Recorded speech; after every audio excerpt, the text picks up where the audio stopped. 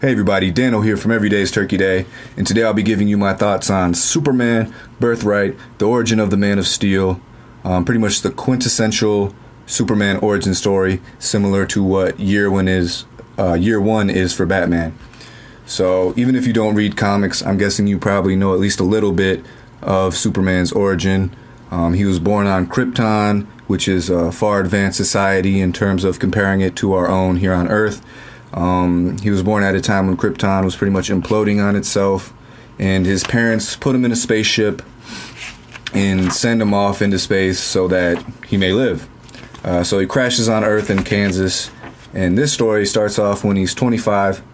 He's being a freelance journal in Africa, more specifically Ghana, and he's reporting on two political parties that are at ends with each other because one's more wealthy and controls more resources, and the one that doesn't is trying to get representation in the politics of that region, and the wealthy ones aren't having it. So that goes on, and then after that he returns back home to America, back home to Kansas and his family, and from his experiences in Africa he decides that he wants to be a good guy and he wants to be a symbol of hope and protection for people.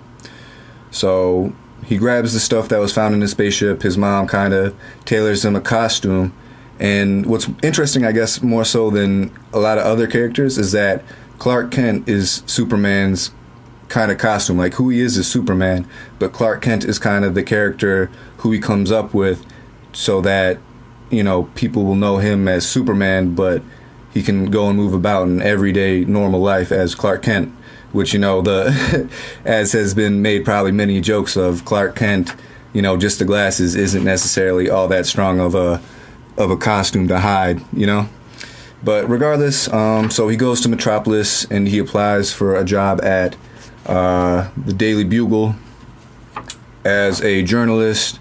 He gets it, and this is where we meet classic characters like Lois Lane and Jimmy Olsen. And so from his time there, he runs into Lex Luthor. And because of them running into each other and what happens, Lex Luthor basically decides that he wants to ruin Superman's credibility and pretty much everything he stands for. And he does this by setting up an attack on the city that makes it look like Superman was pretty much a scout for the Kryptonians, and that the Kryptonians are going to come and, you know, just try to take over the city, take over the world. And then Lex will have his own people come in and destroy the Kryptonians, thus making Lex look like the savior. So that's pretty much the main conflict in this story. You can probably guess how it ends up going, but I won't spoil anything more if you haven't read it yet. But yeah, I like this comic. The art, I'm not really a fan of this type of art, but it was still good, and especially like some of the either, you know, full 1-page or full 2-page illustrations, like the ones for the grandiose events or shots in this book are really pretty spectacular. But yeah, I liked it. I think it's a good origin story. The writing's good.